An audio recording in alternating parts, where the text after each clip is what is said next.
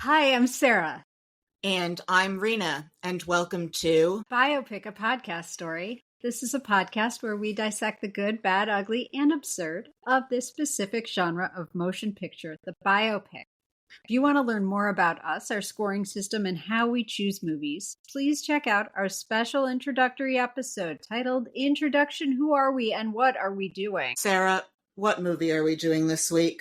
This week, we will be talking about the 1973 original version of Walking Tall, the story of Sheriff Buford Pusser. You just have a bunch of angry emoticons here in the script. I have the green face that looks like it's about to be sick, about 20 of that, and then I have about 15 of the puking emoji, and then another row of the green one, more of the puke, more of the green one, then just angry face, then the angry face. I only have about 4 of this. I should have added more of the angry face where it has puffs of smoke coming out of its nose, followed by the slightly paler orange angry face that has like the cuss word things over its mouth, followed by just like a mildly mad face, followed by 30 skulls. So you got yourself so angry about watching this that you got sick and died? Is that what you are suggesting? Yeah, I got sick and then mad and then more kinds of mad and then I died. You urged Walking Tall on me, Sarah, despite it being on a short list of movies that I listed under on our 1,000+ film doc that we've been building out over the past year and a half of this podcast. I listed both versions of Walking Tall under films we are never doing unless someone pays us $10,000 each with no strings attached, regardless of what sources we use for research. Not only are we giving Walking Tall away for free, despite my stipulations about the conditions under which I would do this movie, I didn't even get a Chanel bag out of it. I'm not about to apologize, and certainly not for a film whose tagline is, quote, "His most powerful weapon is the truth." I had the names, I'm going to mispronounce his name over and over again, out of contempt. I had the names Buford Pusser and Bull Connor confused in my head for a number of years. I might have thought they were the same person, but I'm not really sure. I guess to try to figure it out as we were going into this, I Googled racist Southern sheriff, but that brought up another thing entirely. And this movie claims that Buford Pusser was not racist. There is some fact to back up among his few decent human qualities is that there doesn't seem to be any indication that he was like super racist. That is probably going to be the last nice thing I say about him. You are right to feel contempt. Anyway, I had him confused with Bull Connor, but that wasn't even the first name that shows up on Google when you search for racist Southern sheriff. Rena, can you give us the trigger warning? This movie contains depictions of and/or references to violence, stupidity, bad acting, bad writing, uncreative shirts, and Sansabelt slacks. Yep. Big sticks. Casual racism, explicit racism, one black friend, homemade bats, shotguns, woman getting shot in the face, cardboard walled establishments, sex trailers, quote unquote, white slavery. Characters we don't like being left on the side of the road to die 3 times. Sex work, illogical bullet holes in the walls, comically bad cast, bad injury makeup, child actors, no makeup, dog murder, people being heroically shot in the back, unsustainable town economics, small towns, kangaroo courts, 70s station wagons, allegations of professional wrestling being fake, lies, and more lies, bullies, professional wrestling moves used effectively in law enforcement, head injuries, overacting, underacting, implications of sex with Joe Don Baker, sweat, grease, moonshining, cars exploding, gambling, revenge tours, the Dixie Mafia, widely varying Southern accents, Bing Crosby's name in the credits as a producer, the musical stylings of Johnny Mathis, and Gingham. I can't have left anything out. That had a whole pause in the middle. I'm sure you did, actually. Rena, can you give us a spoiler warning? Spoiler warning. We are going to spoil everything, including possibly the major plot points in works of narrative art, having nothing to do with this particular movie. Consider yourself warned. So, just a few of the sources used in this episode include, and are absolutely not limited to, Behind the Bastards did a 2-part series on Buford Pusser, the Going South podcast, which is outstanding, Southern-focused true crime podcast, the Facebook page Buford Pusser, The Other Story, which led me to a lot of other coverage. I know what a cesspool of Facebook is, but the man who created this page is a man named Mike Elam. He has dedicated a lot of energy and time and shoe leather to dissecting Buford Pusser's legacy, which I gotta say is fucking weird and speaks to that strange time in our society that was the end of the Vietnam War. Everybody was broken and bad things happen when you're broken. That Facebook page is just a wealth of media coverage that I dug into like crazy and was really interesting. First of all, I want to be clear. I am not going to argue any auteur theory with this film. What we take away and what we take in is always a reflection on what is happening around us, both good and bad, and it's all happening at once. So this is to say that some of us need simple shit at the end of Vietnam. Some of the entertainment that came about as a result of the Vietnam era and that national trauma is among the best that we have. I'm thinking about like The Conversation, Taxi Driver, The French Connection, all movies that are about like this shifting morality, the lack of a happy ending, really complex heroes who lie and cheat and steal and do bad things. And Walking Tall wants very badly to be the opposite of that, like on the dirty, hairy end of the scale. Like one dude can go in and clean shit up. And now we know what we know about Buford Pusser, which I'm going to get into. It's even more a product of that time and mirroring that time because it's a legend built on lies. I have listened to so many interviews with people who sound like they were born underneath a pack of cigarettes. Just old people talking about Buford Pusser and the Dixie Mafia over the last week and a half. You're welcome. Why? Why do this to yourself? Because I wanted to come to the table with information this week for a change. Because there's no way that I would have ever agreed to do a lick of research on Buford Pusser. Yes, it would have upset you. It's not in my wheelhouse. Yeah, this is not escapist. Sarah, can you please tell us a little bit about Buford Pusser and the 1973 film Walking Tall?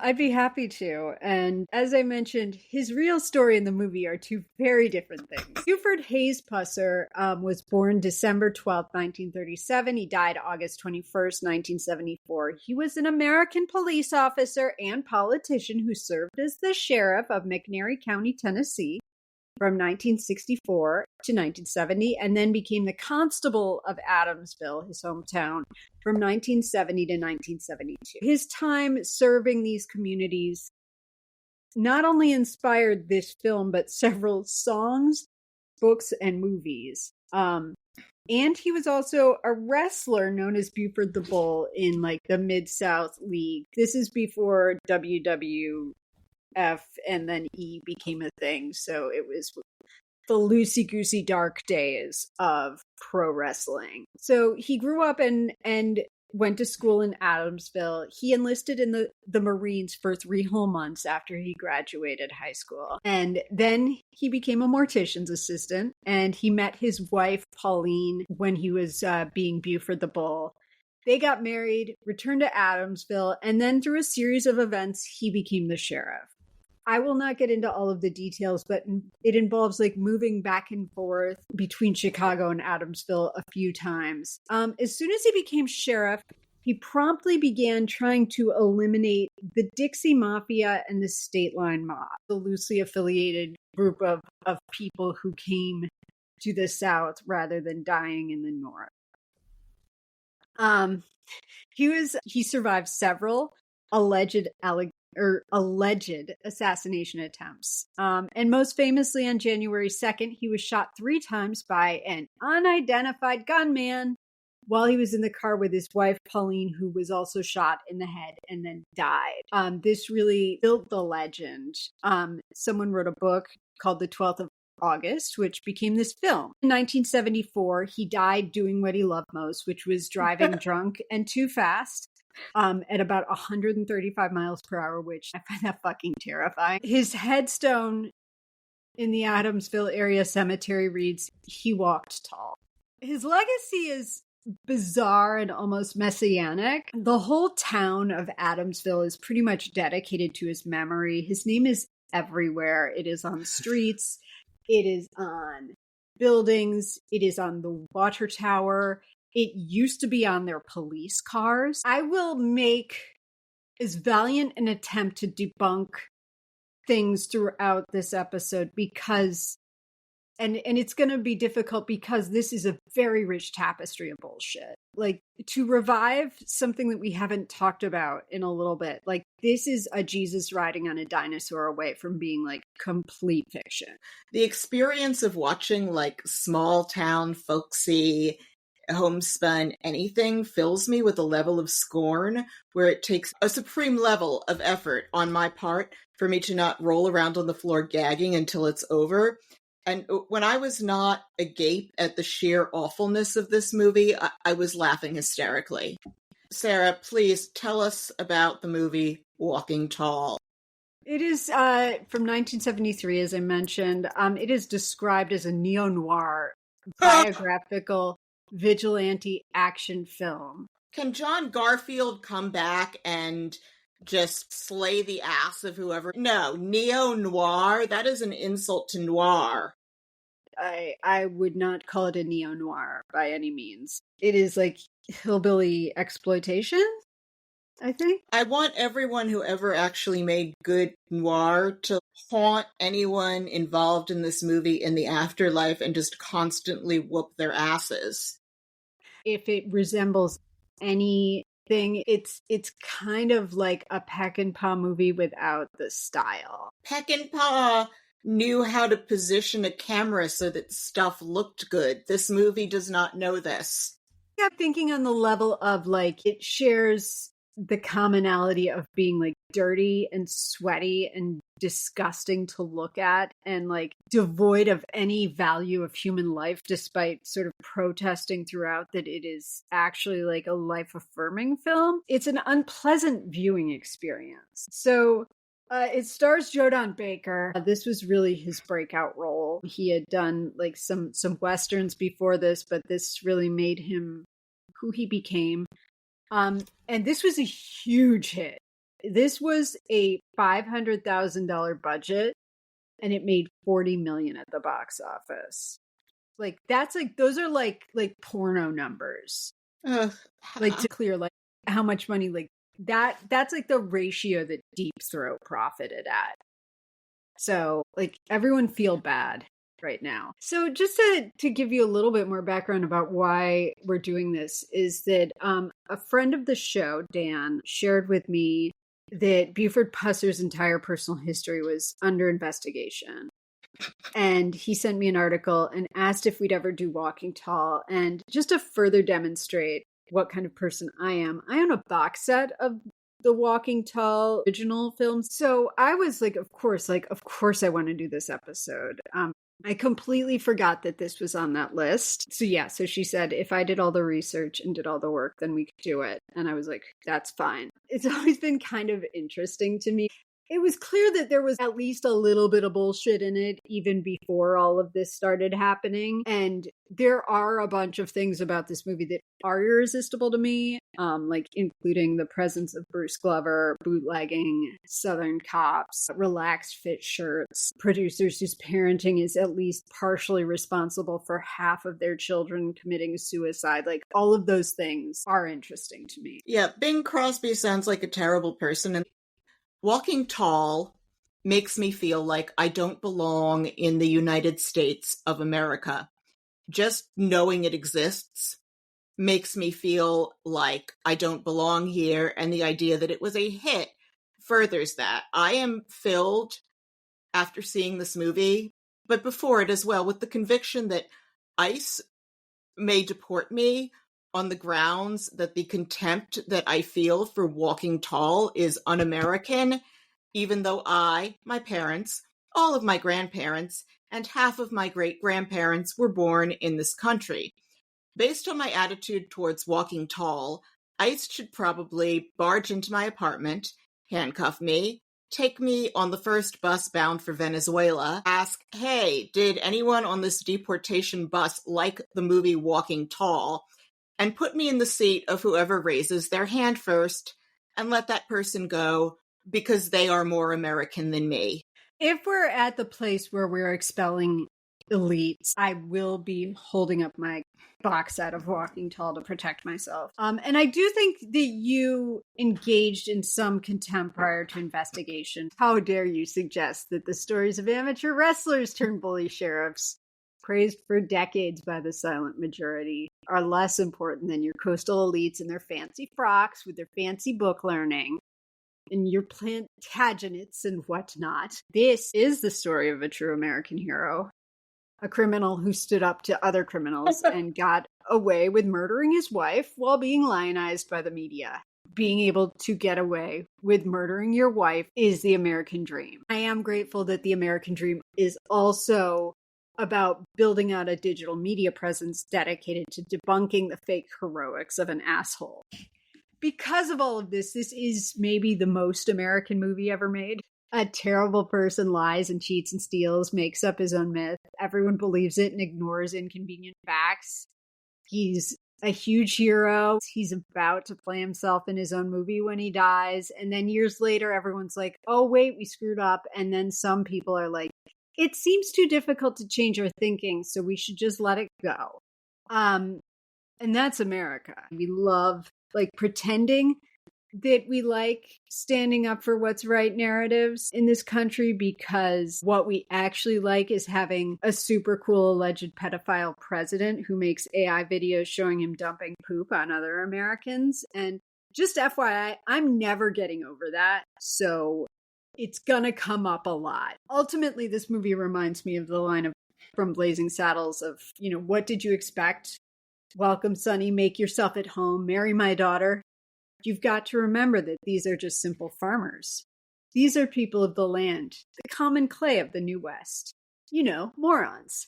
But with all this said, let's talk about the movie.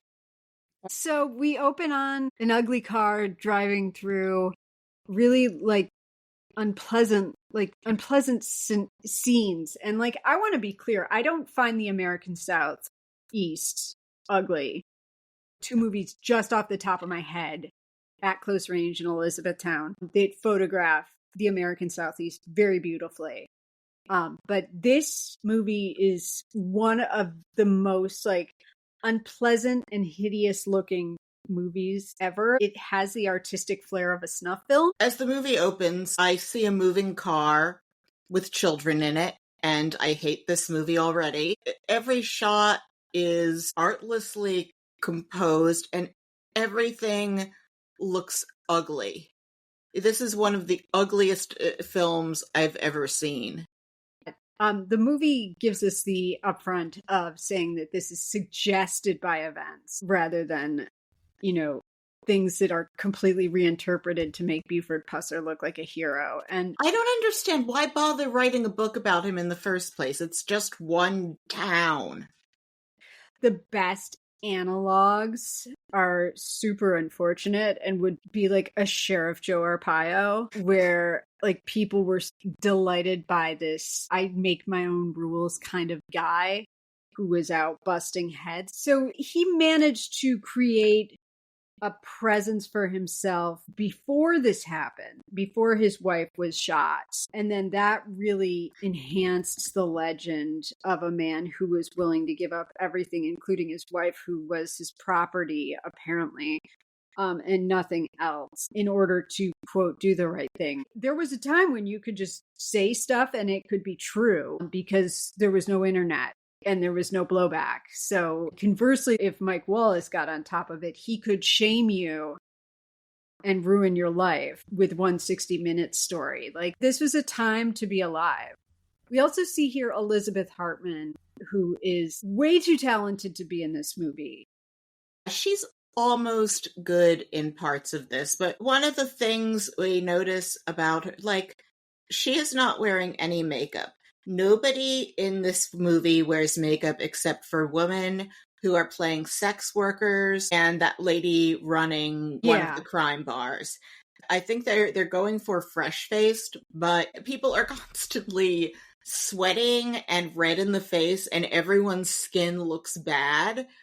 This is a very specific reference. In the 1989 Tim Burton Batman, there's a sequence where the Joker has poisoned all of the cosmetics in Gotham City, and if you use them in a certain combination, it will kill you. The newscasters are going on TV without anything done to them, and they all look terrible and shiny. And that's what everyone in this movie looks like. Elizabeth Hartman was a super talented actress who also struggled with debilitating mental health issues. She was in A Patch of Blue and was nominated for an Oscar for that with Sidney Poitier. She was in The Beguiled, the Clint Eastwood one, and was really wonderful in that. She had the, if I recall correctly, she was the Kirsten Dunst role from the Sofia Coppola one.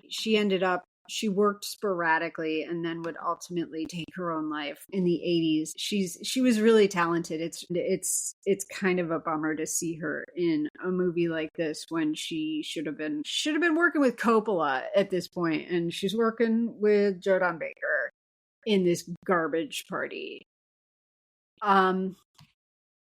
And so they're honking the horn like crazy as they're arriving. It seems like vagabonds driving around the country with a trailer that says Buford the Bull on it. And they're arriving back at his parents' house because they're going to settle down again in this town of Adamsville and make a life now that he's ready to retire from the wrestling dream. What was the wrestling dream before WWE?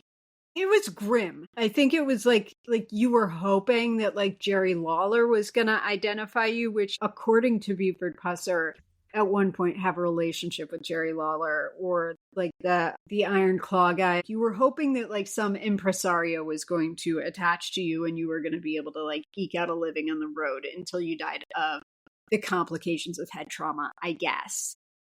Most of the actors in this movie who are not underacting are kind of like extras from a Hee Haw episode. Everyone besides Jordan Baker, who is wearing his uniform of a loose-fitting top and Dacron pants, everyone else was dressed up to travel, which I thought would make you happy. That did sort of make me happy. Elizabeth Hartman has on a very nice, it's kind of like a wine-colored skirt with an interesting lacing detail around the waistband. Yeah, I liked that. And there's a couple times in the film where she wears like these very nice, crisp-looking shirt dresses that I liked. Yes. I don't know how someone working on this movie 3 times actually made a tasteful wardrobe pick, but it happened.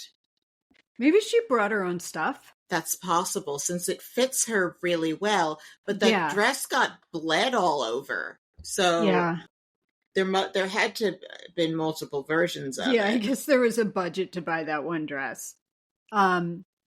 And like already here, like, because we'll get into it, like Buford Pusser was not a great husband or life partner. They're talking about his decision to finally retire from wrestling. And there's already these overtones of like him being like vaguely abusive and controlling here, but it's played off as folksy and charming. And we see that he's the decision maker because like at a certain point she's like, can we please leave? And he's all, no, I have to walk tall. And then she gets murdered because of his stubborn commitment to his ethics, which are also bullshit.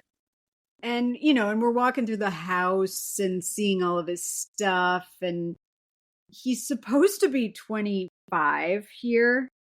Like, this is one of those, like, people aged differently back in the day things. Someone reached a certain age back in the 70s where they just immediately turned into a middle manager from Singer Link with a short sleeve dress shirt and pocket protector. Basically, like, all men looked like Ted Cruz. Oh, boy. Back in the day when they turned, like, 35. And yes, that is an insult to everyone. Yeah.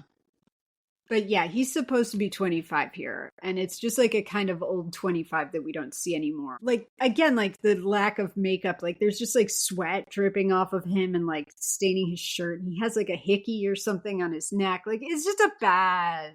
Well, this is the first point where we see a shirt design that will haunt us throughout the film, which is relaxed fit. It's this shirt that doesn't unbutton all the way down.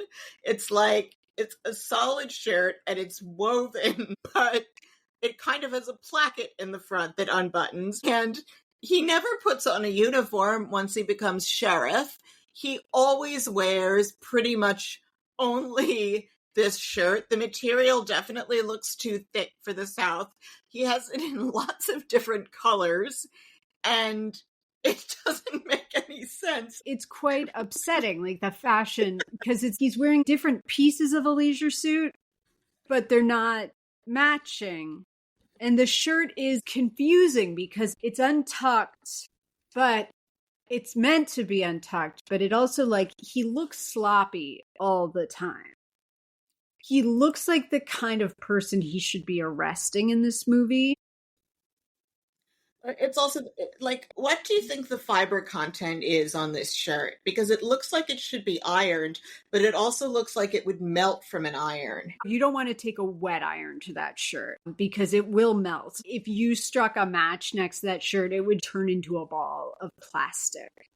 If you bury it, it will take 200 years to biodegrade, but it won't actually biodegrade. It will just release microplastics into the groundwater. It might outlast Twinkies, but it wouldn't outlast Keith Richards. Like, and the music is very like loud and maudlin also in this movie.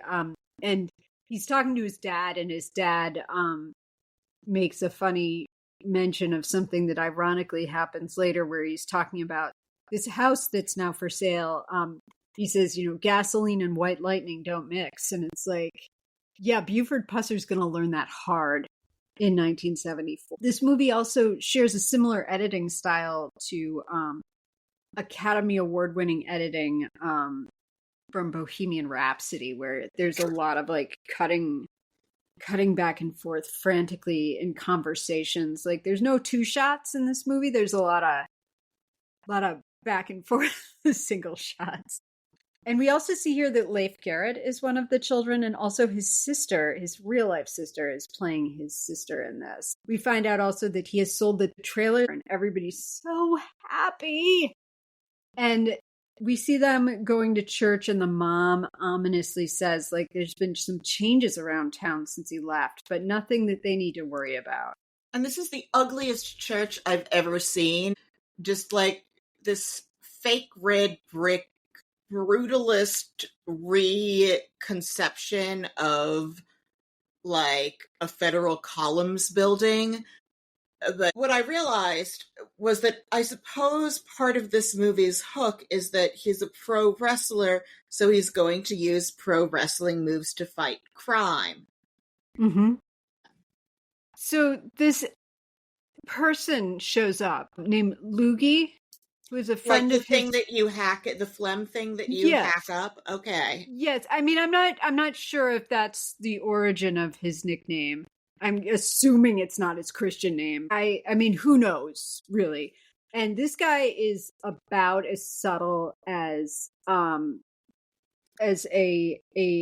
like community theater performer in Lil Abner. He is quite broad, and he's all hee-haw and oh shucksing about how he's going to take Buford out for some fun. And they drive to this state line row of businesses. We go to a part of town that is filled with very crappy looking buildings and shitty looking American cars and trailers for prostitution.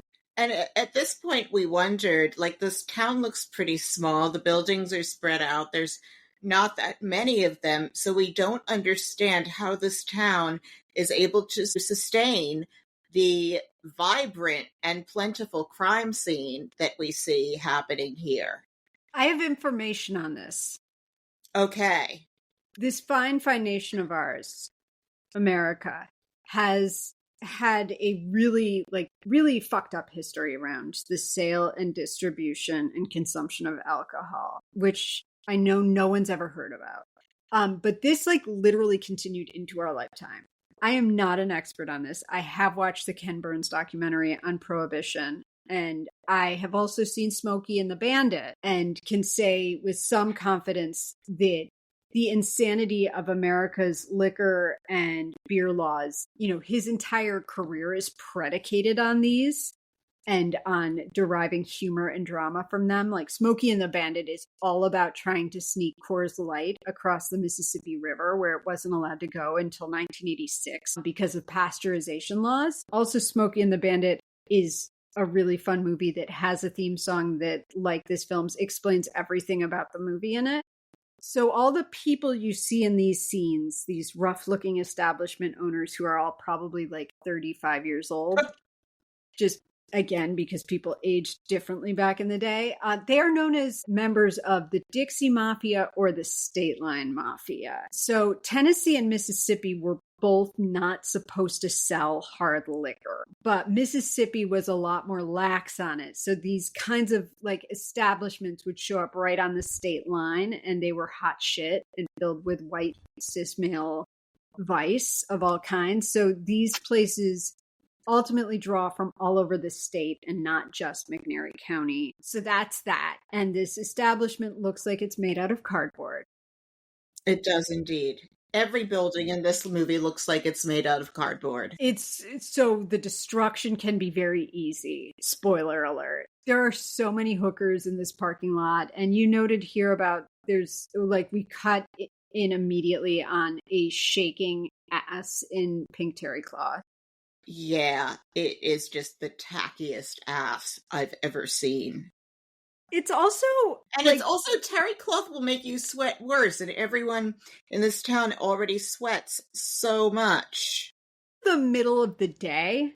Yeah. Which, I guess, people drink in the middle of the day. So anyway, he immediately, gets propositioned by this woman and is she's like, are you Tarzan, Superman, or King Kong? And she is wearing a shirt. It's not a shirt. It's not even, I was going to say it's like a piece of tissue paper, but tissue paper offers some modesty. It's like nylon stocking made into a shirt. Yeah. Barely. And her breasts are just there. Yeah, she's about a B cup, perky, and you can see the full nipple. Oh, they're gorgeous, but yeah, it's just it is. And she is also the only woman in this movie who gets to wear competently applied makeup. Yes. And Loogie is a gambling junkie giving a coked up performances, and he's like, let's go gamble. And so it's so stupid. Yeah, it is. Here's the thing, there's no gaming commission overseeing this state line mafia. You're not guaranteed to have a fair shake. Some of these people do look like extras from Casino, And then some of them look like they came straight from church. Like, it's a very weird fashion energy happening in here. And Buford sees that they're about to cheat Loogie out of his money. And he starts a scene, and it's like a record scratch moment where immediately the room clears out and a fight starts between him and a bunch of the people running this bar. And like, there's just, it's a very pathetic fight. There's a lot of like, yeah, like wrestling moves. Like it feels like, you know, we saw some of the clips of John Holmes doing stunt work, and it's not dissimilar to that. Like, I am miserable as this is going on. I am so miserable experiencing this film. I should add too, like, there's a whole like thug economy happening in this town also. Like, we have like a Gotham City's worth of henchmen working for the bad guys. Like, there's just like no, like, an inexhaustible supply of minor characters willing to be in fights with Buford Pusser throughout this film. So just some more history here. This is based on more or less a family called the Halfcocks. Yeah. They're all just like a bunch of career criminals and hard-living people. So the Loogie part of this story happened more or less, but it actually happened to Buford. He went to one of these bars one night before he became sheriff through the series of events, and he started a fight because he felt like he got ripped off by a, you know, like gambling establishment ruled by no one. And they did like cut him up and leave him by the side of the road for dead, because that's kind of like a thing that they would do. Loogie, like, he just disappears out of the movie and then out of our lives. But they cut up Buford and leave him for dead on the side of the road, as was their way. I didn't realize he just disappears. Well, no, he does die, but he doesn't die until Buford goes on trial. Yeah. So this did happen to Buford, and the events under which it happened were probably way sketchier than they were in this movie, like, and less honorable. And we see Buford like laying in a puddle on the side of a road waiting for a car to finally pick him up. We see one woman slow down and then continue driving. And I'm sorry, that woman must have read Gavin de Becker's The Gift of Fear, because I agree. So IRL after this incident in real life, or IRL after this one incident where he was beaten up and shamed by the Halfcocks, he moved to Chicago to become Buford the Bull rather than immediately stand up for what's right. But that would have been really complicated to get into that, so they didn't. They just go right to the part where he's inspired to become a sheriff. So we cut to his house for the first of more than one time that we see a bunch of people waiting around while Buford gets ministered to by the doctor who makes house calls. And we meet Deputy Bruce Glover, and we find out that Pauline says something like 3 years in the Marine Corps. No, it was 3 months. 5 years in the ring. And then the doctor, and we come back here for him to almost die. And the doctor says, a normal man wouldn't have made it through. Which, okay, stop it, movie. And the station wagon is somewhere. And fortunately, he has another shirt, exactly like the shirt that got cut up at the bar. Why does he keep buying the same shirt? I guess, like, if you know what you like. But nobody else in this town has that shirt. Well, there's another reason to own that shirt. It makes you special. How does he keep replenishing? I guess he starts ordering it from mail order catalogs, although I can't really tell how much time is passing. Yeah, I'm sure there's like a Sears catalog that he orders them from in bulk. He's recuperating in the garden, and the sheriff is like, well, no one's going to back up your story. You know, and he's like, Loogie will do it. Bruce Glover's like, sorry, them's the breaks. And Joe Don yells after him, I always thought you walked tall, which I'm like, he did? Okay. But this is a moment that happens in all, like, artlessly made movies where you're conscious that they're saying the thing that leads to the title of the picture now. And now he's working at the lumber mill, and this is just a font of inefficiency. We see like a truck show up, and it's being driven by his black friend, Obra. In terms of this lumber mill's inefficiency, I noted that like all of the this truck full of logs drives in, and all of the logs just fall out of the side of the truck. Like nobody unloads them. The side of the truck falls out and the logs just all roll down, I guess, for people to pick up. Yeah, it's an interesting method of unloading. It's unloading, but you've created more work for yourself in having to get them all up off the ground. And it doesn't seem like, I don't know if what happens here is intentional.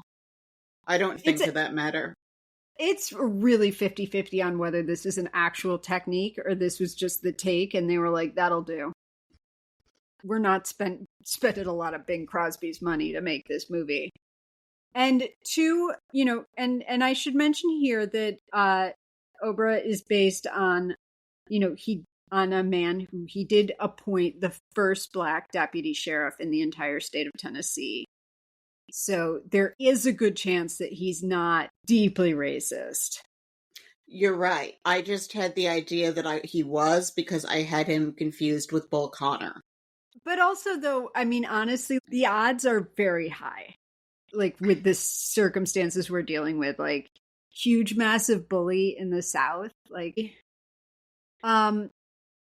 his dad is talking about Obra and basically like implies that he has, quote, the social disease of Black power. And then his dad says that he believes in equality, but I don't actually think he does with that attitude.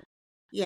Buford's like, I don't care, we're hiring him. And then we see him sitting there and he's creating the stick that he will use. And this will shock you, but the stick was not actually a thing. I mean, it was sometimes. Sometimes it was a 2x4. Sometimes it was a whip.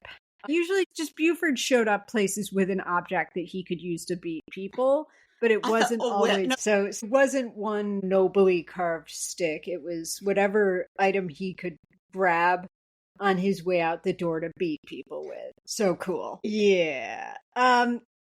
And we see him, basically we see Jodan Baker decide like he's going to go get his revenge. And he's now wearing a blue version of the shirt.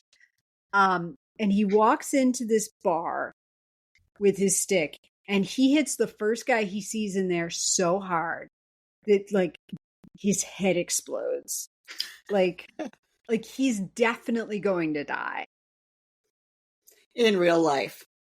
In real life, this was not necessarily a crusade of righteousness, but, of revenge for that time he got left on the side of the road because he pitched a fit when he lost money gambling. He showed up at this bar the week after his wedding and nearly beat this guy to death with a fence post. Like, I don't like victim blaming, but I am going to say that Buford doesn't really take a lot of responsibility for the situation that he put himself in by gambling illegally at this establishment. And I don't think that it was right for him to show back up and beat someone half to death with a fence post. And in this scene, like, it's not only just the one guy, but it's several guys, and he's hitting everyone so hard.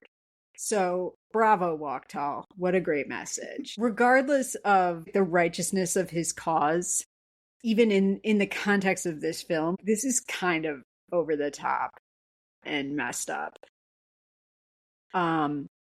And then the next day, unsurprisingly, he gets arrested while he's sitting in his yard in a loose-fitting red shirt, similar model to the one we've discussed. It's the same shirt. I think he's wearing the same pants through the entire movie. He's always got those brown slacks on, and they are slacks. They are not pants. They're slacks, and they too would melt. So he gets put on trial for this. It's like he's got like a Colonel Sanders energy. Yeah, I'd agree.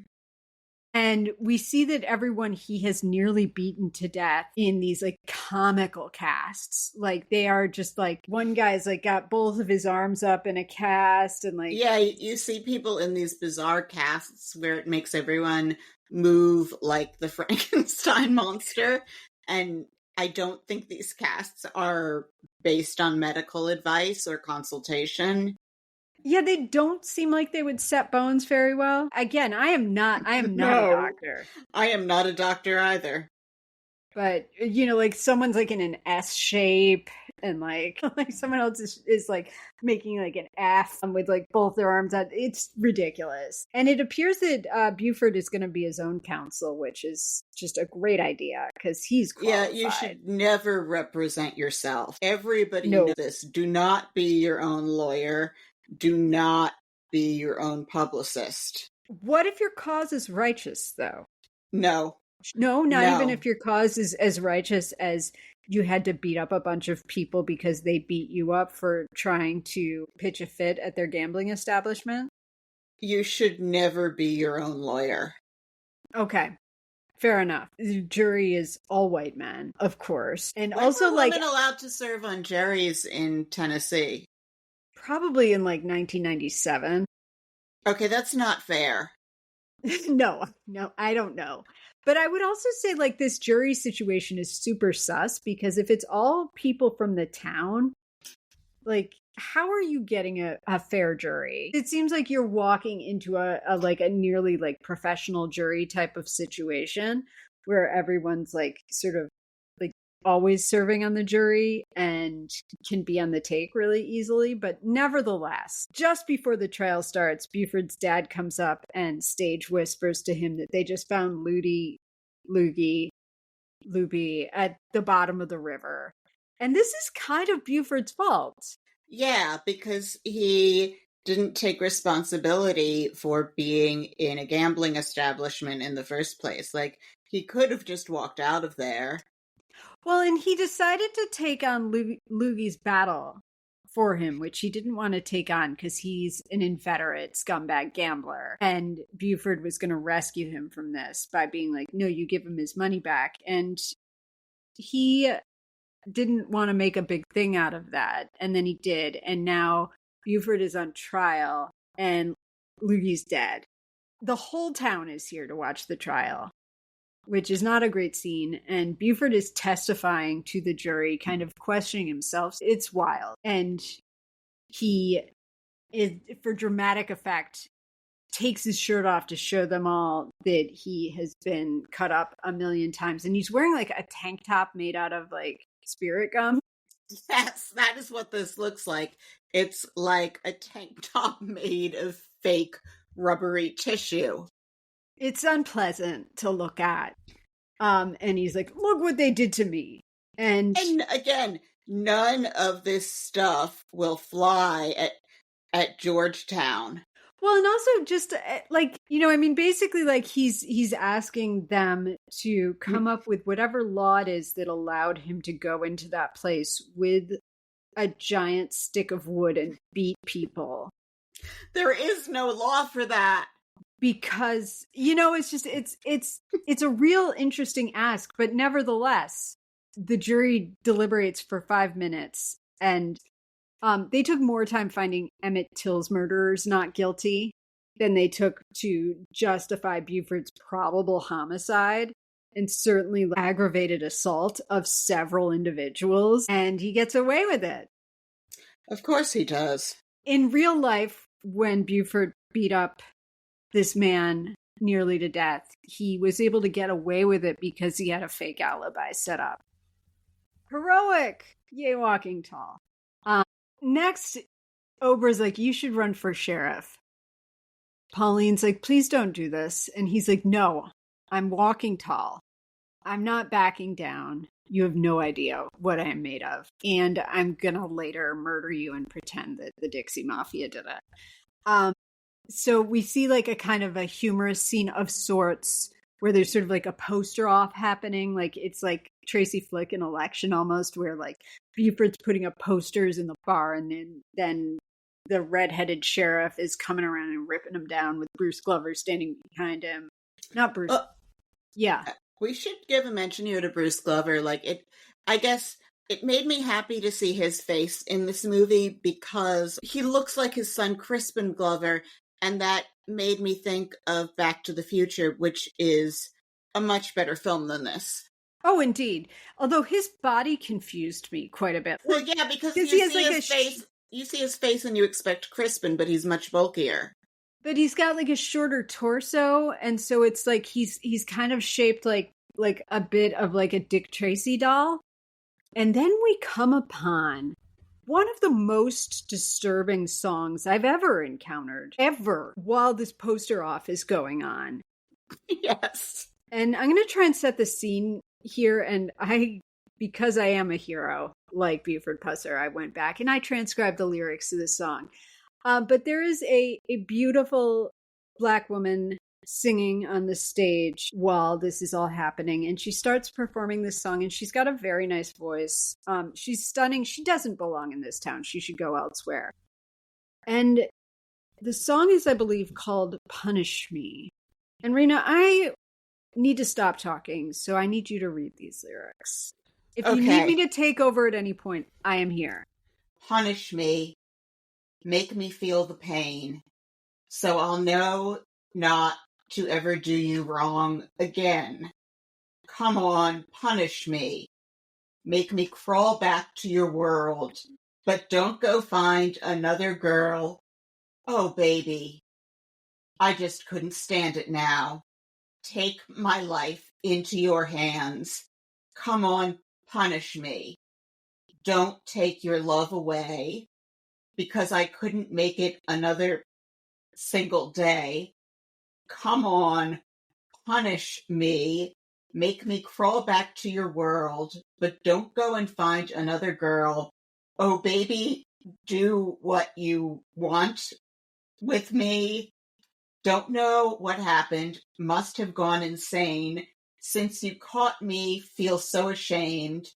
I never thought I'd see the day I'd be down on my knees, begging you, baby, begging you, please, baby, please, won't you punish me? Just take out your revenge, so I'll know not to ever do you wrong again. Come on, punish me, make me crawl back to your world, but don't go and find the girl. Dude, so fucked up. Yes. How did I do there? Great. You did great. You held it together. You gave it the gravitas it doesn't deserve. Listen, I'm a child of the 90s. I grew up with the East Coast, West Coast rap wars. Like, I have heard some misogynist things in my day. I don't know that I've ever heard something as misogynist as this song. I can't find its existence anywhere outside of this film. Like, I Shazammed it several times and I didn't find it. I searched the lyrics on the internet, like I put in like chunks of them. If you weren't there to watch the movie with me, I don't know that I would believe that song was real. It's so awful. But you've seen this movie before. Had you never noticed it before? Or I never clocked it in the same way as I was when we were watching it, and I was like, Jesus Christ. I noticed song lyrics. I was also, to be fair, taken by the super fun shenanigans of the poster putting up and ripping down. So that could be why. And also just like being like, what is happening with Bruce Glover's body? What is happening here? Why does he have, where do the lungs go when you have no torso? So this is followed by a car chase where the sheriff is so pissed off at Buford and his signposting ability that they chase him to a crappy looking occurrence at Owl Creek Bridge kind of bridge. And through, again, a series of events, the sheriff's car goes off the bridge and explodes in midair and then crashes into the river. And the sheriff is quite dead, but Bruce Glover is rescued and stares up at Joe Don Baker, Buford Pusser, with a new admiration. So the sheriff running against Buford Pusser for sheriff, the incumbent sheriff, did die mid-campaign. So it's not, he wasn't running against anyone, is what you're saying. Ultimately, yes, it became just Buford running against a corpse, and he won. John Ashcroft cannot make the same brag. So No, and I still remember this quite vividly. It's possibly my favorite New York Times lead of all time. Missourians elected a dead man to the Senate yesterday when Mel Carnahan died during the election, and they voted for Mel Carnahan over John Ashcroft. But it turned out fine for John Ashcroft. He became George W. Bush's attorney general and wrote the song "Let the Eagle let the Soar." eagle soar. Soar like she's never soared before. Remember when that was the worst thing that ever happened to us? Those were the days. This country's far too young to die. She's got a lot of soaring left to do. I can't believe I remember the lyrics to So Sarah. I remember the way the song went. It was like, let the eagle soar. Higher than she's ever soared before. Something, yeah. Yeah. And he sang it with all of like the passion and bravado of like a Baptist cantor. So good stuff. Then Buford wins the election. Everyone in town shows up at his house while he's like hanging out in a bathrobe, and that's a choice. I think all his versions of the shirt were probably, they had too much blood on them. Yeah. So another IRL note here. His dad encouraged him to get this job and he was given it. And one of the reasons why his dad wanted him to get this job is because you may be able to dope out that if you are in a small town that has a massive black market of activity, there is probably also very little oversight. So you could get a lot of money being sheriff because nobody's paying attention. And maybe your motivation to clean up the town would be around not necessarily making things better for everyone, but to edge out any competition. So just some wild speculating there. In real life, also, Buford was the youngest sheriff in the history of Tennessee at the time. He was 26. He's also, in theory, should be a little young for this relaxed fit wardrobe. But here we go into his first day on the job, for which he has absolutely no training and no schooling. And he's wearing his yellow version of the shirt with the same slacks. He never puts on the sheriff uniform. It drove me nuts. So I looked into this, and he did apparently, according to an angry commenter on Reddit, wear the sheriff uniform before he got shot. But then he started wearing a suit and a tie.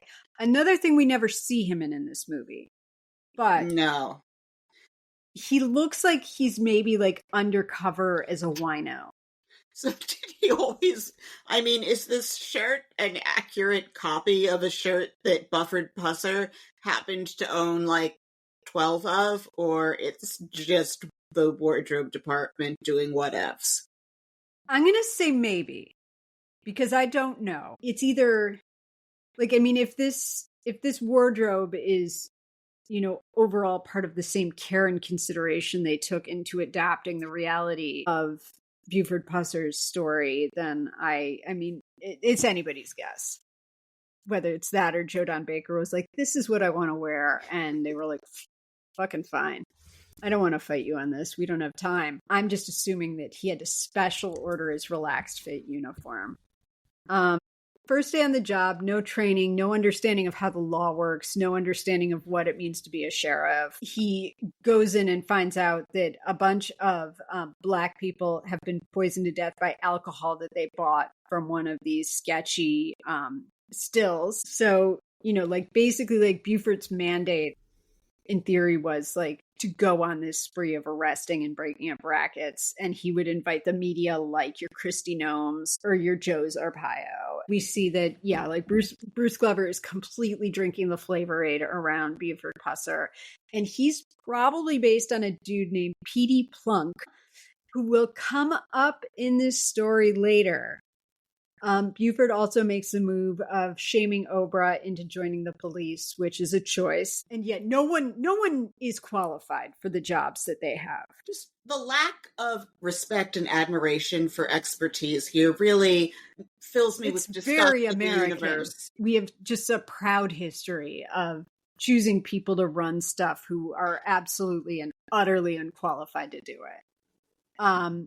So Oprah comes with him to break up a still, and he's tasting the alcohol and spitting it out. And he's like, oh, it's all awful.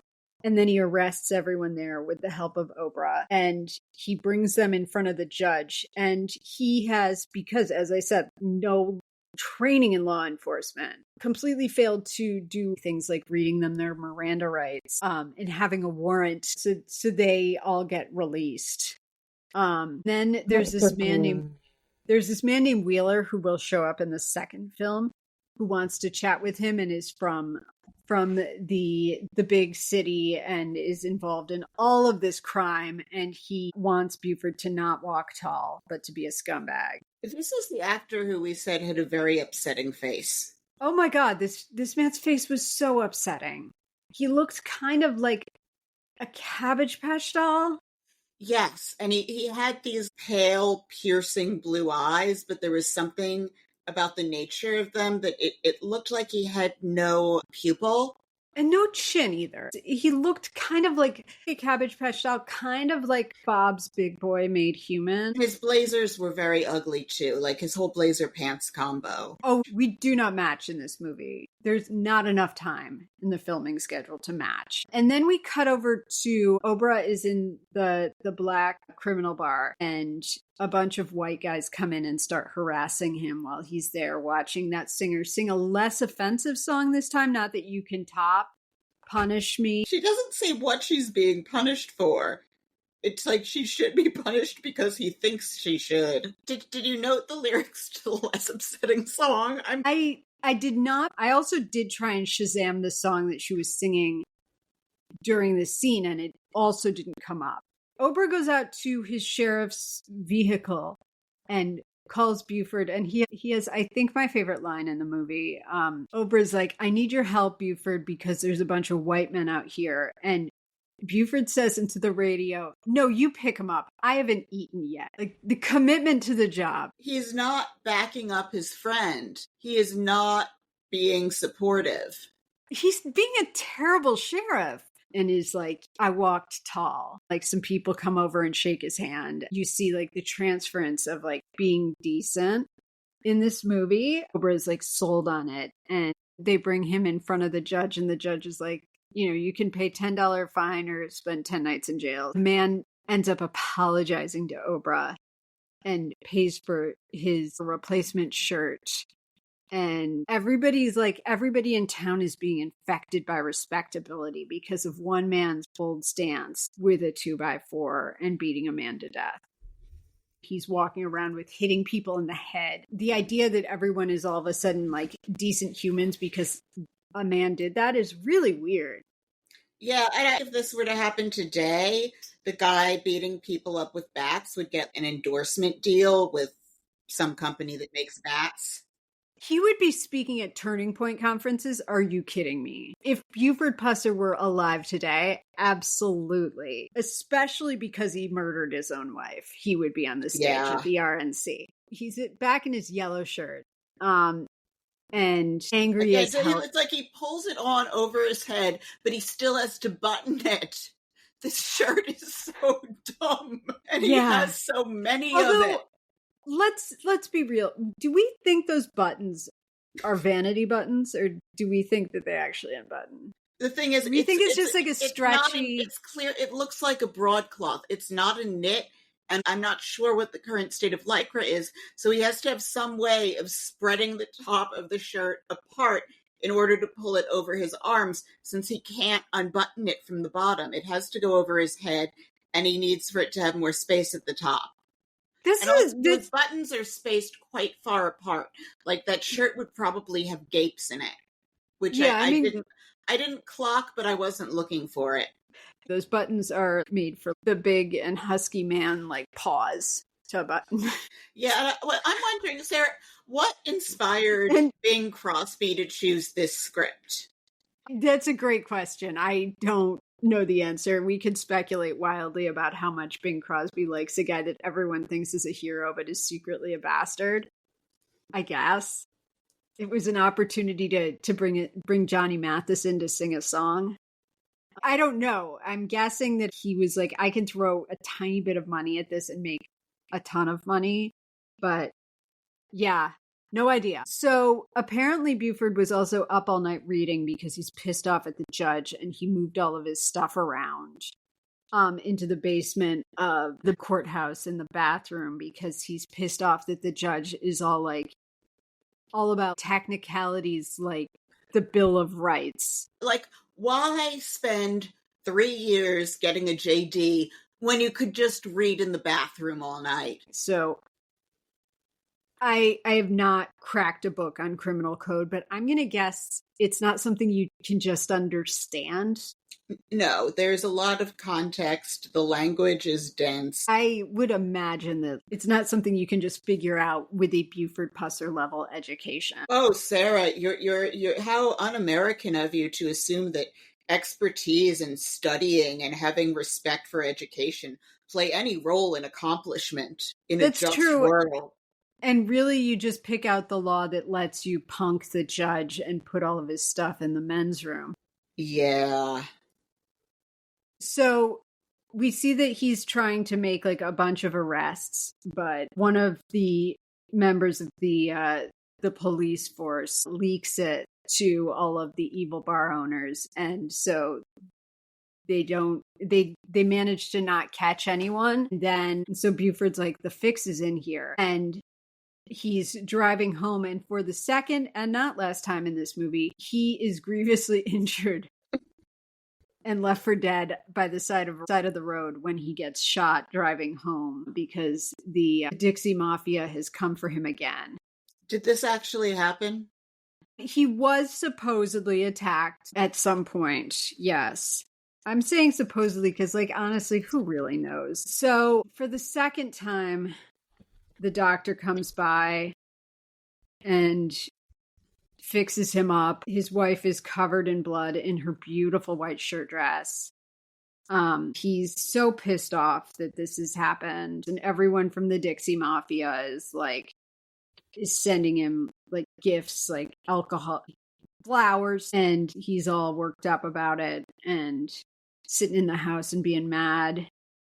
And what's fun here, of course, is that he was actually always on the take and a crooked cop the entire time he was in office, as we discussed. He was. And then he decides to restage the raid, and it works this time, but he does figure out that one of the guys in his group was on the take and like almost kills him, but then just fires him. Yeah. I thought that guy looked kind of dead. He looked emotionally dead. He could have also been dead. Buford Pusser was not above murdering people. So the woman who's pissed off about who was running her bars at the State Line Mafias, all of their bars, like, she's really pissed off, and she decides to hire a guy to come and try and kill Buford.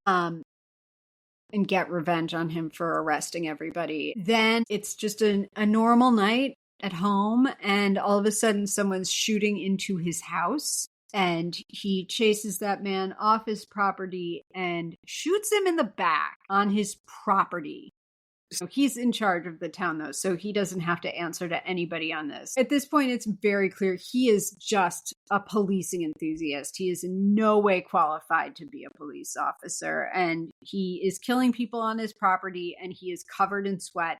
This man also shoots his dog, and he carries the dog inside as it's bleeding out, and the children are screaming. And it wasn't like the best choice as a parent to do that, but, So what I'm wondering about is, like, what if someone were, like, an admirer of doctors and somehow got elected chief of surgery, but had no medical training. Like, what happens if someone just thinks they understand what it means to be a doctor and a scientist? We're seeing this on the highest levels of our government right now.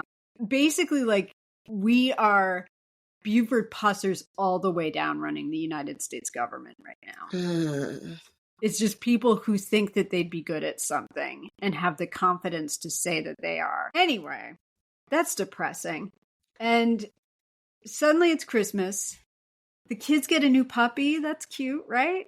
Yeah, it's like he replaces it with the same kind of dog. He doesn't. And you know what? I'll let it ride. There are people who always like a certain kind of dog and keep getting that kind of dog. I'm not going to bug him for that one. That's just nitpicking someone else's parenting. Of all the offenses he commits, that one's a lesser. He gets his kid a new puppy who will remind them of the dog that they loved. It's okay. I am just being cruel here. No, he deserves it. We'll get there. So he gets a call to go to the ladies' bar. And he walks in and she's basically staged a setup to shoot him. She's got a gun under a fur coat, and he walks in and she immediately fires on him with a shotgun. I just wanted to, like, this woman, she has some wardrobe changes that are sort of interesting, but she's one of the women in this movie. Their hair looks fried, except for the one with the very perky B cups in the nylon stocking. No woman who is not employed in these bars in this town is allowed to wear makeup. But I didn't get to mention this before. Like, the hair choices, these women are wearing wigs that they all look like versions of that wig in The French Connection that they hide stuff in. Yes, everyone looks like they're at the hostess party in Goodfellas. Back to setting the scene around this gun Okay, so scene. she's gonna shoot him. She's got her gun under her fur coat. He walks in. It's a shotgun. We see, like, the shotgun blasts, like, go into the wall. And well, this confused me because she shoots. I feel like there are 5 big holes in the wall for every bullet that she shoots. And you see that wall looks fairly wrecked. And I know they're using just the cruddiest imitation drywall they could find to build the sets here, but I didn't understand how so many bullet holes could result from like 1/5 the number of bullets fired as there are holes in this wall in the moment before Buford shoots her in the face. I know about as much about guns as I do about lawyering. Shotgun cartridges, when they shoot, sometimes some kinds of the cartridges have almost like pellets in them and they scatter. But would that happen with every bullet you shot? Well, if it's the kind of bullet that you're using in your gun, then yes. Okay, so I'll let it ride, like, because I know nothing about guns, because I'm not a real American. I think you could also argue with how I just described that. I too know nothing about guns, which I do not. That was about it right there. And misses. I would happily trade the Second Amendment for your body is not an incubator. Oh, yeah. So clearly I'm not a real American. No, we're both terrible Americans. So Buford does not get hit by any of these shots, and he responds by shooting her twice in the face, which is the first time, but not the last, we're going to see a woman get shot in the face in this movie. Oh, but now it makes sense why they'd shoot his wife in the face. Why? Because it's the way? Because it's how this other woman who they all looked up to died. It's like foreshadowing? More like it's like revenge. Although, you know what? They're just shooting. I don't think this movie understands foreshadowing. I think because the only cases would be that and the thing about white lightning and gasoline. I don't think any of this is intentional. No, I think we're ascribing. I think that if we say the word foreshadowing about any decisions, we're ascribing more thoughtfulness to this movie than it deserves. Yes. So there's another side to this story.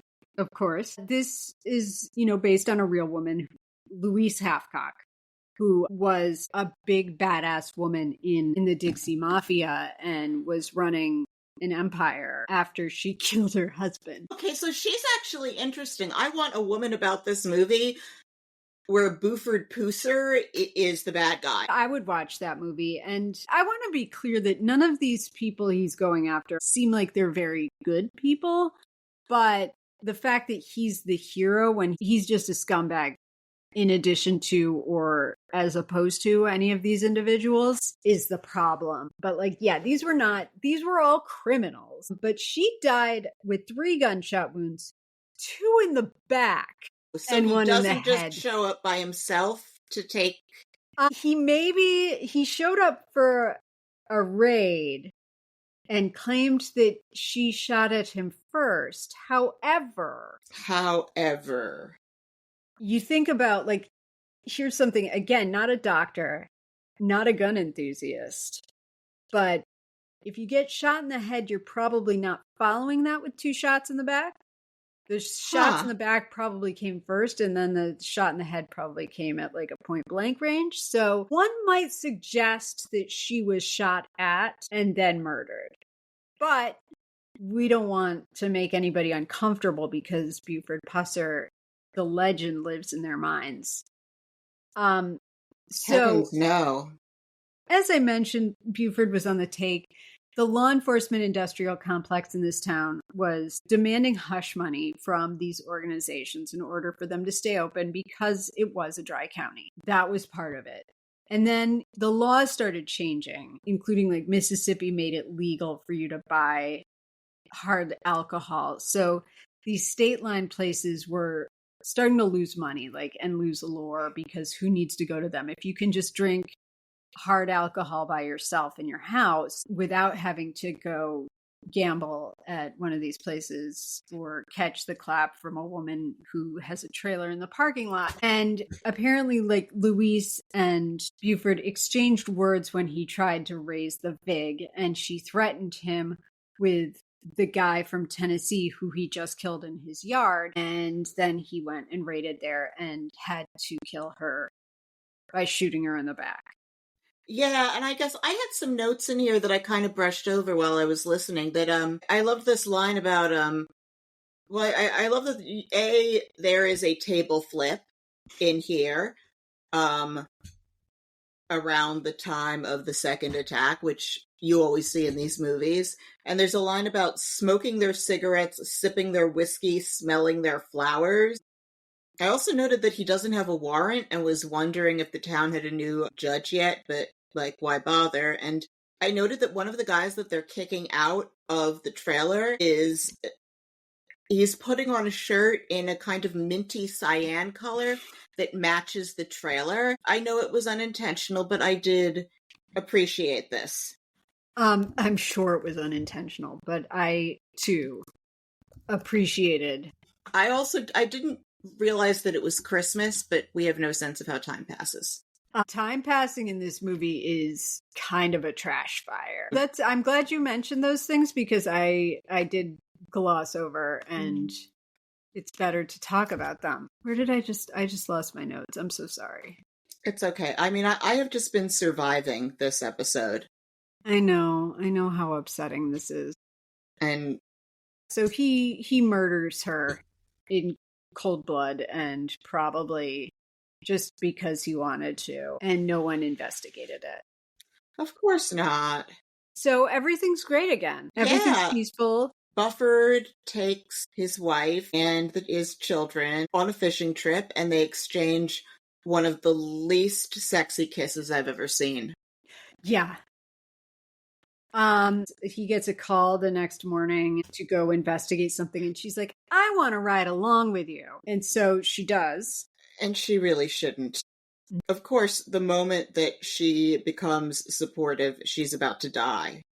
Yes. So they're driving along, and all of a sudden, car comes up and shoots into their car and shoots her right in the head. And we see skull and viscera, and it's disgusting and completely unnecessary. It's disgusting, and we see him, like, trying to push the brains back into her head. but it's like they're just oozing out of the forehead in a way Ugh. that doesn't really make sense. It looks like how you squeeze toothpaste out of a tube, not like there's been like a crack. But hey, I don't have a medical license and he's not a real cop, so who am I to judge? Who are we to judge any of this, right? We're fine to judge this. It's awful. And then as he's doing this, the car swings back around and shoots him a bunch of times. And he's able to radio for help. And Oprah and Bruce Glover show up and they're like, oh my God. And they put a filthy blanket over Pauline, which assures that no evidence will be properly preserved on the scene. Did you learn that in your fancy mock trial? I did. I also learned that by watching the O.J. Simpson trial when I was a kid. They both look horrified and sad as they wait for the ambulance to come yet again for the third time that Buford Pusser is left on the side of the road for dead. Denied 3 times, like Peter with Jesus. Anyway. So the story that we see here is probably bullshit. No. And I say probably, I know, because a lot of people aren't still alive, but the forensics and the criminal science do not shore up Buford Pusser's tale of what happened here. So Buford, do you know what we skipped out? What? The part, his little scene in the car with the one attractive sex worker in the town. Oh, we did skip that. You know he had sex with sex workers, right? I didn't know that, but I'm not surprised. I mean, not that there's anything wrong with that. There's not anything wrong with that as long as you are fairly exchanging, the price for goods and services. However, there is something wrong with pretending you're above that in a movie and showing it that way and then presenting that as truth. Oh, yeah. He cheated on his wife all the time. Of course he did. So Buford did get shot in the face twice, and his jaw was supposedly hanging on, which gross. However, the shooter was probably Buford Pusser himself, and his wife was very likely shot in his home and then brought out to the crime scene where he staged it to look as if they had been set upon by vengeful members of the Dixie Mafia. A couple of things here. Cops don't generally take their wives on disturbance calls. That is frowned upon behavior and also incredibly dangerous. He also, the story of the route that he took to be where he was when he got shot wouldn't have made sense to where he was going in terms of how much longer it would have taken him to get to a place. The place where the Dixie Mafia was lying in wait was peculiar, and like where the shooting took place after where they would have seen him and chased after him didn't work out in terms of timing. Like people have driven the route and done that. The TLDR is the math didn't math, and his story, like Pauline and like Buford's face, is full of holes. And I'll see you in hell. So because of some of these inconsistencies, and like whispers of them, and people like Mike Elam going after this story and dissecting it and making a push, the Tennessee Bureau of Investigations reopened this case and exhumed Pauline in 2024 because no one ever did an autopsy on her. Imagine that. So a couple of things that came out in time. Their marriage was not a happy one. When they exhumed her body, they found injuries on her remains consistent with domestic violence, including a very recently broken nose. In addition to the gunshot wounds, she had recently moved out, and a friend who she was close with dropped her off at her house to go get things and get her kids because she was planning to leave and move back in with her parents in Virginia. This woman, LaVon, didn't want to go into the house with her because she was so terrified of Buford. LaVon's last name was Plunk. Her husband was Petey Plunk. So she was going to wait down the street in her car, and when Pauline flashed the lights on their porch, she was going to go pick her up. But instead, she heard a gunshot come from the house. Now, it's all like, well, why didn't she call anyone? Because she couldn't call the police. Buford's dad was running the police radio that night. Buford Pusser was the sheriff.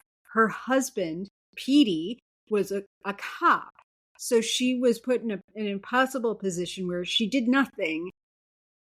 And the next day, her husband came home and told her that Pauline had been murdered in an ambush intended for Buford by the Dixie Mafia. Mm-hmm. So Mike interviewed this woman, and a better journalist than most of our present journalists, he went out to find backup for this story and interviewed more people, including Buford's daughters. All of his children have passed, but one of his daughter's best friends shared the story about how his daughter saw Buford put the dead body in the car that night and was terrified that she would be next. Mike found that Buford had many affairs during the marriage, one with a high school age girl that he wanted to make official. And she was only 16. Only 15. She's 15. You're beautiful. And you're mine. And as I mentioned, Buford was directly involved with the corruption that he was pretending to fight. So he basically, he killed Pauline because he had to protect his image, and she was an extension of his property. So he had the right to do that so he could move on. Great guy. There was always buzz that he had probably killed her, but also people were like, the injuries he got were so gross. How is that possible? But as the Behind the Bastards guides point out, remember, he was a professional wrestler, so they know how to exaggerate an injury. He also had damaged nerves in his face, apparently, that would have made it very easy for him to injure his face without a lot of pain. So they performed the autopsy. They announced on August 29th, 2025, that were Buford Pusser alive, there would be probable cause to charge him with the death of his wife. Her wounds were not consistent with his story, but were consistent with having been shot at close range. They talked about the broken nose. The blood in Buford's car also contradicted his narrative, and that Pusser's own wound was likely self-inflicted. At the time, though, Buford blamed several members of the Dixie Mafia, and 4 of them died under mysterious circumstances involving bullets over the next few years, which isn't really mysterious. The story goes that Buford was connected with all of these, and the sequel films follow up on these stories. And we end with the funeral, where Buford shows up sweaty, wearing one of his shirts, in a cast. This cast is a nightmare. It's like a Hannibal Lecter kind of thing with a tiny little mouth slit. He moves like Boris Karloff with this thing on.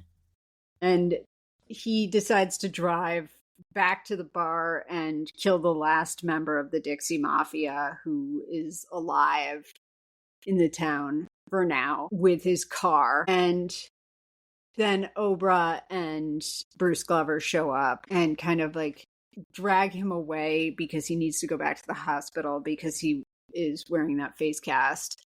And everyone else who was at the funeral shows up at that bar and starts dragging all the furniture out and breaking it into pieces in the parking lot. And then they drive away and they're all laughing because it's so fun. And that's the end of our movie. And then the Johnny Mathis song comes on and it wails. They all drive away smiling to the song and everybody's happy. Except everyone is not happy because now it's 2025. Been like, oopsie daisy, this is a murderer. And as I'm sure you can imagine, there are a lot of people who are very unhappy about Buford Pusser's legacy being destroyed. I mean, we have an entire town whose economy is built on that. like the man who runs the Buford Pusser Museum was interviewed on Going South, and he was like, let it lie, it's just going to hurt everyone. Because Buford Pusser does have family that has remained alive. I have plenty to rant and rave about on this. I will try and distill it because we don't have time. But like, I'm sorry if it's going to hurt you after building your entire personality around loving this man. I'm sorry. But like the part of the patriarchy where we protect man babies from having to confront the complexity of real life is where I get the fuck off and say no. You know who else has feelings and probably deals with hurt is Pauline Pusser's family. It's all well and good to say, like, it's going to hurt people's feelings. But if you're going to be a man baby about your hero not being the awesomest person on earth, just own it and be like, you know what? It's going to hurt my feelings. And it's also going to be a pain in the ass to change all the signs around town and for me to find a new identity. And what you're really saying when you say, like, let it lie, it's just going to hurt everyone is, I don't feel like it. Because this woman's murder is meaningless compared to my own personal comfort. So this town, his town of Adamsville, that has built their entire existence around him, they had said that if the TBI finds that he killed his wife, which they did, as I mentioned, they will take his name off things. And I don't know where they are on that journey, but I confirm that the annual Buford Pusser Days Festival is still on for May 2026, as it has been for many years. So, Sic Semper Tyrannis, I guess, right? This is the most American story. Accolades. God. What? So, the film is recognized. It appears that Buford Pusser was nominated for the American Film Institute's list of 100 heroes and villains of film, but I don't think he was ranked. So there you go. So thank God for small mercies. And I guess I had a couple of pieces of choice dialogue that I thought were ironic rather than good. Sure. The judge says to him, at one point, why, you self-appointed dictator, all you know is force and violence. You don't understand the simplest things about the law. I agree with the judge. Yeah. And then Buford says, after arguing with the sheriff, there it is again. And Pauline says, what? And he says, the system. You got to live my way or you don't live. This is just not an attitude that should be adulated anywhere. Yep. And then Pauline at one point says, I'm proud of you, Buford, and I'm not so scared anymore. There's tons of ironic dialogue, but those were the three that I just pulled out. And also, of course, I haven't eaten yet. Should we do scoring? Sarah, can you please give our listeners a quick refresher about how we score movies? Yeah. We rate movies on a 1 to 10 scale across 10 areas that we find to be subjectively and or objectively important in most films, but specially tailored to specific issues in biopics. If you want more details on how we score movies, please scroll down our webpage at biopicapodcaststory.podbean.com. You'll also find a record of our scores for past episodes. And with that out of the way, let's score this thing. Rena, would you like to go first? Sure, I'll go first. For outward appearances, makeup, and hair, I gave it a 1 because everything was so ugly. For acting and casting, I gave it a 2, with 2 points going to Oprah and the actress who was stuck playing Bufford's wife. For passage of time, I gave it a 3, and I don't understand why I scored it so highly. For costuming, I gave it a 3. Again, I was being nice. This movie wasn't required to do any of the things that impress me anyway. For quality of the script, I gave it a 2. For accuracy, I gave it a 1 because people with these names existed. For storytelling, I gave it a 2. For production value, I gave it a 1. For production, direction, decision-making, I gave it a 0. And for do we care, I gave it a 0. My average came to 1.5, and I feel like that was too high. I couldn't make up my mind whether to use the by or not. The damage is done in terms of your score, so... I made a couple of baffling choices in my scoring also. So outward appearances 2, acting and casting 3, all entirely for Elizabeth Hartman. Passage of time 1, costuming 2, again, Elizabeth Hartman. Quality of the script 2, again, seems very high. Accuracy 1, storytelling 1, production value 5. What? I guess I know. I'm guessing that I am giving credit for the very real look of the bars in terms of them looking really shitty. I feel like those bars look shittier than real shitty bars. Yeah, listen, I don't understand myself right now. Don't worry, it all comes out okay. Production, direction, decision making, a 5. Again, I don't know why. Do we care? I give it a 2 only because I care about the true crime that ultimately has been revealed to us. Came to a 2.4, and I'm going to use my buy because I'm a little Thank you. upset about like those 2 5s in there. Like, what was I like feeling bad for? I don't know, but I'm so glad you used the buy because I had already said I wasn't going to use mine, and there was no fixing that if you hadn't. So this movie gets a 1.45, the same score we gave to both The Conqueror and Tennessee Johnson. Yep. And, well, with that, Walking Tall, you have earned a second opinion. 1.45. It is time now for Second Opinion, the element we stole from How Did This Get Made? The prize for scoring above an 8 or below a 4 is that you get to hear us make fun of IMDb reviewers who disagreed with our assessment of the film. Rena, would you like to go first? 10 out of 10. Written by M.A.C. Hammer. I hope she didn't use her full name and middle initial. On January 8th of 2023. 10 out of 10, one-word title. True. One of the most fascinating people in small-town America. This movie, I was a wee pint when it came out and later saw it, and was enamored ever since. Some of the truth was dramatized, and a lot of the truth was not shown to protect the innocent. There's 3 Walking Tall movies, and the real Buford Pusser was on set to be a consultant at the right hand of the director and screenwriter. Actually, Buford was to star in part 3, but was killed by the Dixie Mafia during filming. Now that's what I call true story. Not the actual movie, but around the same time.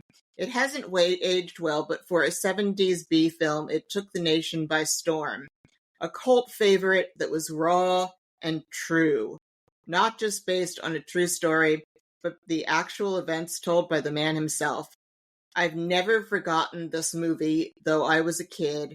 I now have the whole set. Walk tall and carry a big stick. Fascinating story. 2 people found this helpful. Well, Sarah, you have found a comrade in arms. You also... Fellow box set owner. Yes. Like, you're wrong. Like, literally wrong about it being true about how he died. Oh, I agree. Do you have one you'd like to share with us? So, from GOWBTW 5-star reviewer on June 8th, 2025. 10 out of 10. Standing tall as you walk tall. Saw parts of it as a kid. Joe Don Baker play the part of Buford Pusser. His character puts Teddy Roosevelt to shame. Excuse me. I did not intentionally choose that. I'm sorry. No. To me, he was a force of justice. When the current sheriff was dirty, he took his place, hired an African American for deputy. He was just as good. Excuse me? Coming to his hometown, seeing the changes, why would you stand up to see justice is done? I don't understand that sentence, and I just read it exactly as it appears. The deputy he appointed felt the pain of Pusser's wife being slain. He took it hard. He was a good teammate for the law enforcement, rooting out the bad apples.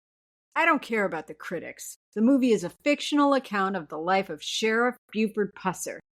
He's an honorable figure of law enforcement. 5 stars. No, he's not. Also, investigations were underway at this point. I think there were a rush of people going to give this movie high reviews as the investigations began. Yes, it's not great. Okay, do you want to read it one more?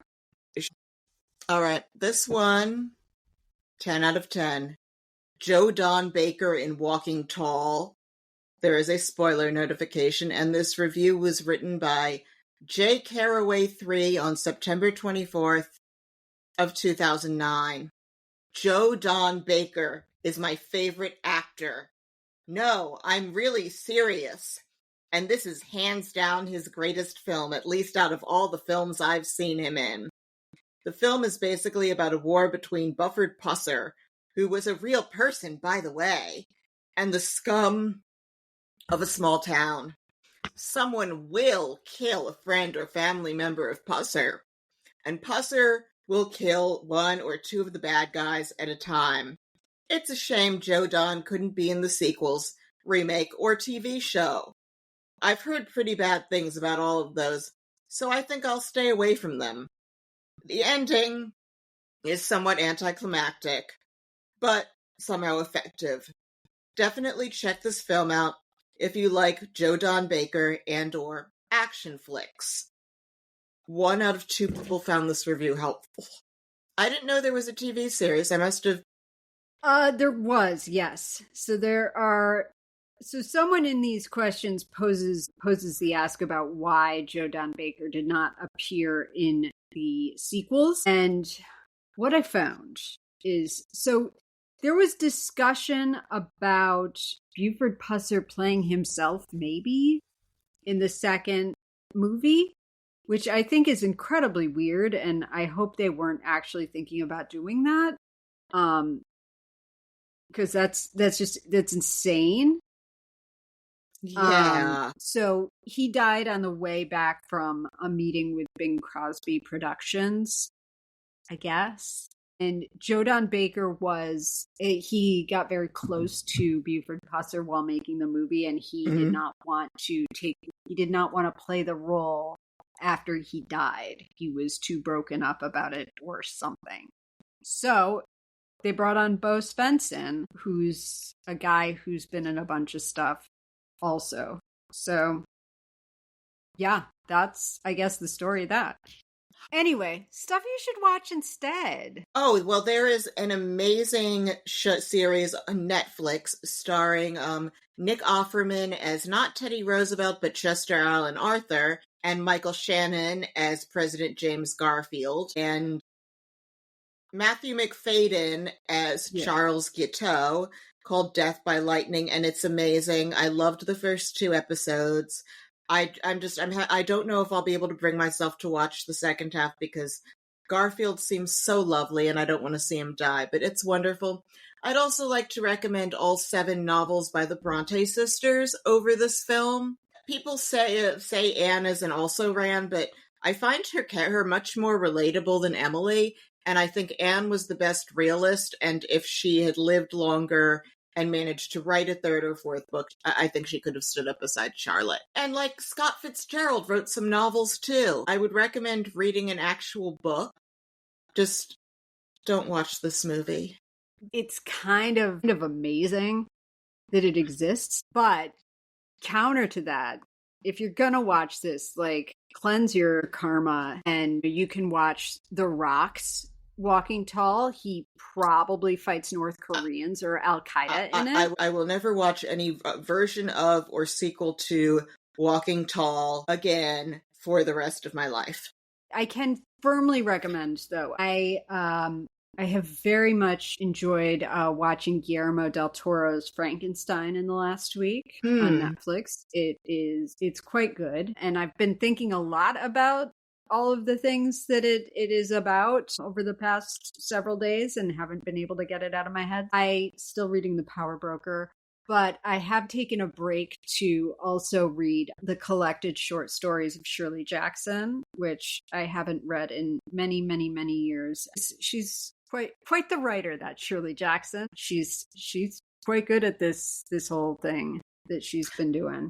Oh, you know some movies that you should watch instead of Walking Tall? Casablanca, Fargo, and Butch Cassidy and the Sundance Kid. Those are all good movies. Yes. Also, like the Going South podcast series is outstanding. I cannot recommend it enough, and really gets into this story and many others about Southern crime and the Dixie Mafia. And then also Behind the Bastards is always worth a shout out as well. And their Buford Pusser series was very entertaining and really helpful in this, as Robert Evans's journalism and research often is. Do we have anything to apologize for this week? No. Good. So, Sarah, can you please take us out? Yeah. So first, I would very much like to thank Dan for recommending that we watch this movie. It's been a real treat to dig into this world, but also really kind of get behind the true story of it. But also, our podcast baby has matured, and we have launched a Patreon simply in effort to defray some of the costs associated with bringing our show to you. Platform hosting, reporting, equipment costs, research. Occasionally, we have to order a book off the internet. We sometimes pay for movie rentals, and sometimes we may want to see a movie in theaters, or we may pay for public transportation so we can record together in person. For any Patreon pledges, we are offering shout outs and access to our awful first 3 episodes to anyone who chips in. With that, we'd love to thank Brandon and Gates, who signed up already. Thank you, Brandon and Gates. Thank you, Brandon and Gates. If you like the show, please leave us a 5-star rating and subscribe to us on iTunes, Spotify, or wherever you get your podcasts, and tell a friend, or better yet, plural friends, and share us on social media. We hear it helps. You can follow us on Threads, Blue Sky, and Instagram, where we have visual aids from our episodes. Our Instagram handle is @BioPickAPodcastStory, so do check us out there, and we'll link to that in the show notes as well. Please also check out our webpage at biopickapodcaststory.podbean.com to see the official episode ratings for all of the movies that we've done so far. And if you'd like to get in touch, you can email us at biopiclistenermailbag@gmail.com. Our theme music is by Ben Patch. The intro is his song, Slater Cannonball, and the outro is Spring Breakers. And you can check him out on Spotify. Tune in next week when we'll be talking about Temple Grandin, starring Claire Danes as Temple Grandin. I'm very excited to watch this. I'm excited to watch a movie about a woman being exceptionally competent despite the odds, and she's not here to look pretty for you. Does it end with her being burned at the stake? No, she's not a witch, she's autistic.